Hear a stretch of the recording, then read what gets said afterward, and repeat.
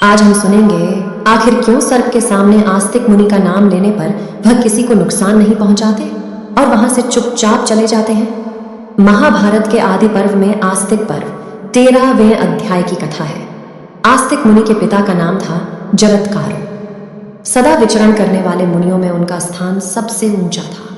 एक बार उन्होंने भ्रमण करते करते एक जगह डेरा डाला। वो कभी भोजन नहीं करते थे, हमेशा वायु पीकर रहते थे।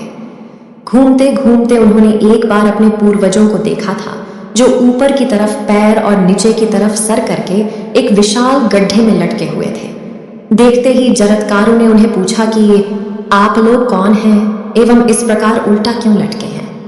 पितरों ने कहा, हम लोग यायावर अर्थात सदा विचरण करने वाले मुनि हैं और अपनी संतान परंपरा का नाश होने से हम नीचे पृथ्वी पर गिरना चाहते हैं। हमारी केवल एक संतति बची है जिसका नाम जरत्कारु है और वह अभागा केवल तपस्या में ही संलग्न है, जबकि भगवान ब्रह्मा द्वारा दी गई सिद्धियों से हमें ये ज्ञात हुआ है कि उसके तथा उसकी पत्नी द्वारा उत्पन्न उत्तम संतान से ही भविष्य में नागों की रक्षा होगी। अगर नागों की रक्षा न हो पाई तो इस धरती का विनाश संभव है, ऐसा प्रकृति का नियम है। परंतु फिर भी वह किसी सुयोग्य और सुलक्षणा स्त्री से विवाह न करके वो इस पृथ्वी को एक संभव विनाश की तरफ धकेल रहा है।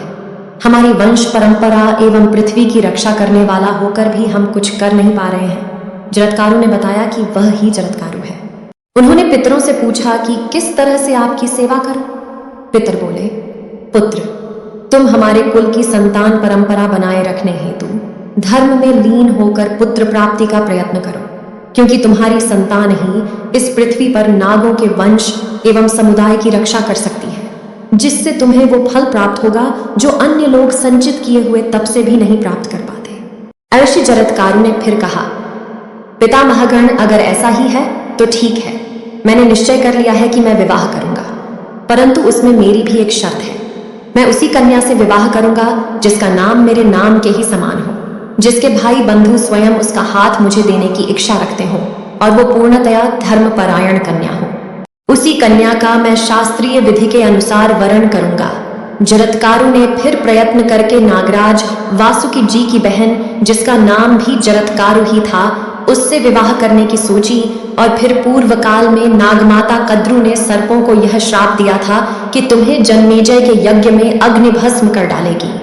उस श्राप से रक्षा हेतु नागराज वासुकी ने भी ऋषि जरत्कारु से अपनी बहन जरत्कारु का विवाह कराया। समय पाकर दोनों ने एक संतान प्राप्त की, जो आगे चल के ऋषि आस्तिक नाम से प्रसिद्ध हुए।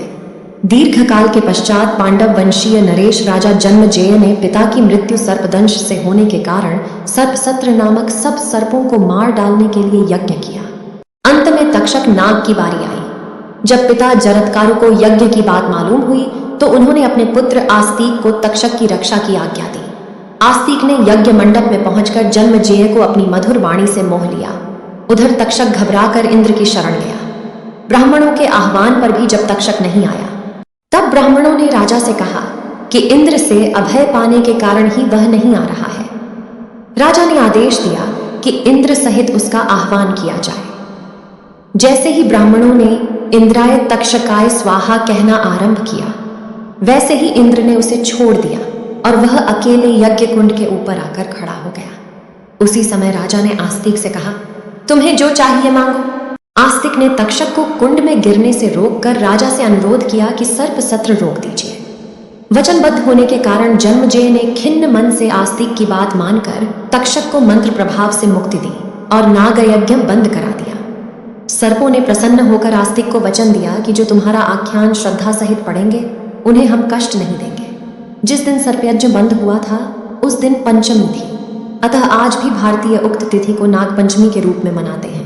सर्पों के संहार हेतु आरंभ किए हुए उस सत्र में आकर महातपस्वी आस्तिक ने नागों को मौत से छुड़ाया। मुनि आस्तिक के इसी सर्पों को बचाने के कारण सर्प मंत्र रूप में जब भी इनका नाम सुनते हैं वो किसी का बिना अहित किए वहां से चुपचाप चले जाते हैं। कहानी पसंद आए तो लाइक शेयर करना और चैनल को सब्सक्राइब करना मत भूलना। धन्यवाद।